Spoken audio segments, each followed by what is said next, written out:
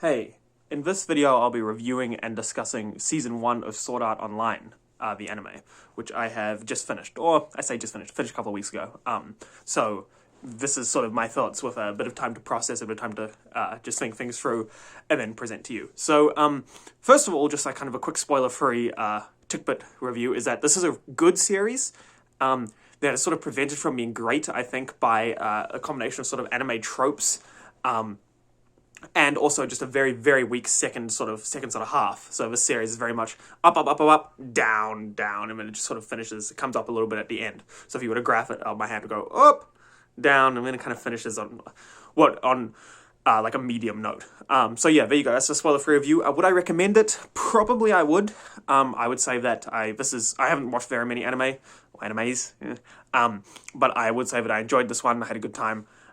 Particularly, as I said, for the early bits, as it was the better parts, in my opinion. So to kind of jump into spoilers here, Sword Art Online basically follows the story of this guy who puts on a VR. I kind of imagine it a bit like a VR headset, but it's much deeper than that. It's like sort of like nerve gear goes into your brain, and you basically enter this game, and all your senses are in the game, and you feel pain or whatever.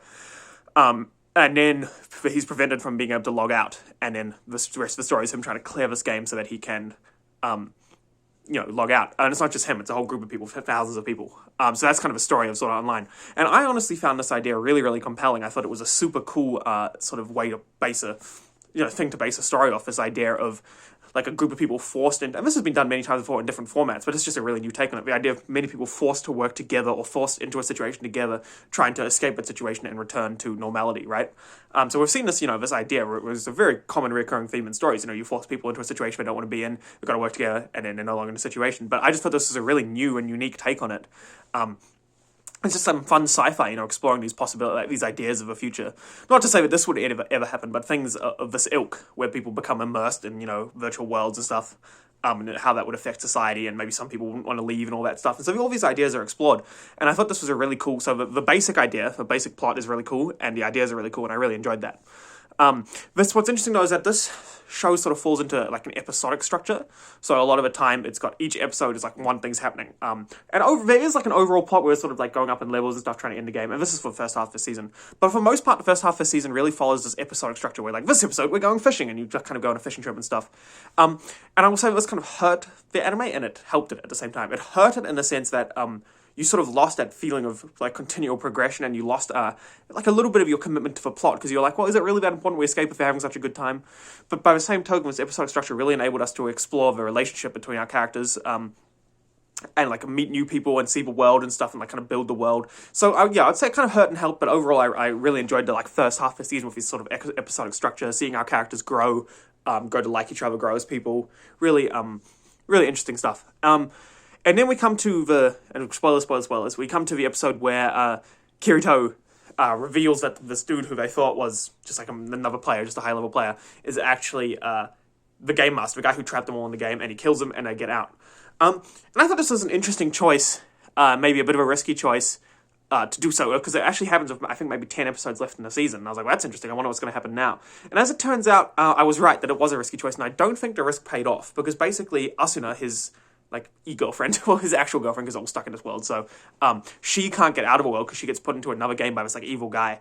And then the rest of the season is him trying to deal with this evil guy who's like trapped her in the game, and he's in the game, and he's like sort of like is weirdly sexual, and he's like molesting her, and it's just like it's just real nasty. And I just really felt that this kind of lost I felt that the main crux of the story, what I'd been sold on, what my brain had sort of settled onto, what I was enjoying, as Brandon Sanderson was saying, the promises that had been made to me was this idea of people being stuck in a virtual world, and everybody working together and to escape it, and then would escape, would have a brief celebration at the end of that. But I almost felt a little bit cheated. I was like, well, what are we doing now? Why was one of my characters just being like pranked in this way? It sort of felt a bit random that this villain just happened to be interested in his girlfriend, no one else. And I also felt, and I get that like it's not supposed to be realistic, it's an anime and it's doing like weird things, but it also felt a little bit like unrealistic, where it's like, well, wouldn't they just go to the police here? Like why do I have to deal with it on their own? And this guy, he just sort of fell into that kind of sort of trope where he's just like weirdly maniacal and villainous and like sort of in a pointless way. He's like, yes, I will like rule the world. My plans will come to fruition. And you're like, okay, bro. And then they just sort of went over the top, just make him evil. He's just like doing like crazy stuff. He's like licking his girlfriend's face in front of him, just like weird, like crazy stuff. And you're like, was this really necessary? Do we really need to go here? So I really felt that second half of the anime suffered a lot. And so it made it a bit difficult to sort of engage because like an end of the stakes were really weird because some of the time, because he goes back into this other game to rescue her, so not Sword Art Online, a different game called Elfheim Online, right? And the problem is though that he starts like just chilling out and like relaxing this game and just doing random stuff for a bit, and it's like, bro, like I thought you were here to like save your girlfriend, and now you're just kind of doing random stuff, and so it sort of broke a little bit of my engagement with the character as well, because I sort of felt I was like, well, you're clearly not that committed to your original goal, although he still is committed, but it just felt a bit. Just felt like I was sort of extending the tension sort of arbitrarily. I mean, I would have preferred it muchly that, I mean, it would have been quite a fun subversion of expectations. Episode 14, boom, or whatever episode they kill that guy. Anime ends, done, we escaped. Maybe have one episode of like celebrating, boom, we're back in the real world. And then end it. And maybe season 2 is them like getting back into real life, whatever. But it just felt like a really weird addition to this sort of second half of the season, which I wasn't a fan of. But I will say that it did end relatively strongly. I enjoyed the very last episode where the villain got his comeuppance, because he had, like I said, had been built up to be such an evil twerp, but it was kind of fun to see him just finally get his shit backed in a little bit. So I did enjoy that.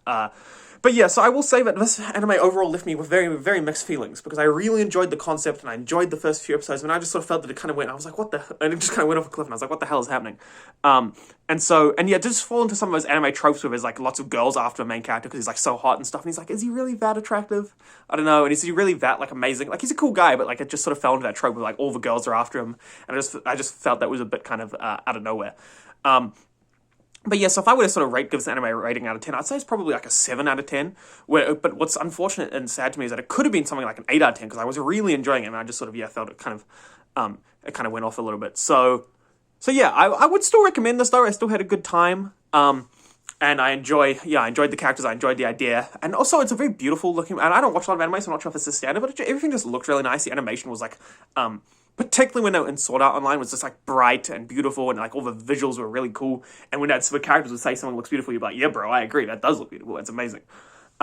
So I really felt that part of it, at least, the visuals was really cool. The music was really good as well. I wasn't expecting that, to be honest, but I was like really into the music. So I really felt that sort of all the other stuff that you sort of, all the things that you kind of don't think about unless they're bad, were really good in the show. The music, the visuals, the dialogue, and I watched the dub version, even the dubbing wasn't too bad. So I will say that, despite some of the issues that I've sort of been harping on for the last few minutes, I actually did really enjoy it. And 7.5 out of 10, I would recommend it, even though it's not perfect by any stretch of the imagination. So yeah, I hope you have a great day, and I hope you pick up Sword Art, give it a watch, and tell me what you think. Tell me if you noticed that same sort of big jump down in quality that I experienced. But yeah, have a great day, and I'll catch you in the next video.